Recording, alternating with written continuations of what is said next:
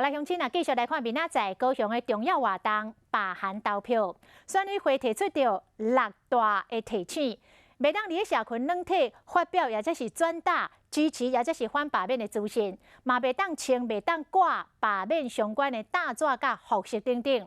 嘛要提醒着高雄市民，明仔载投票日袂当从事支持，或者是反对罢免的行动，若是违法，依照着选罢法，罚款50万以上。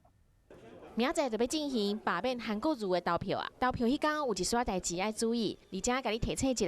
投票当天0时起，请勿从事这个赞成或反对罢免的一些活动。选委会提出有几个原则要注意，包括第一个，袂当伫面册内这社群媒体顶悬发表资讯，不管是支持还是罢免的大纸还是衫，拢袂当穿嘛袂当用。投票的所在四周围30公尺以内，袂当苛刻别人投票还是卖投票。另外就是手机若无关机，袂当载入去投票的所在。还有就是袂当甲票掠掉。即摆罢免的投票，若要过关，爱有574996票，同意爱超过无同意的票数，才会当过关。第一摆投票的人拢总有13201人，这嘛影响到即摆投票的结果。该提醒一个，要去投票一定莫违法。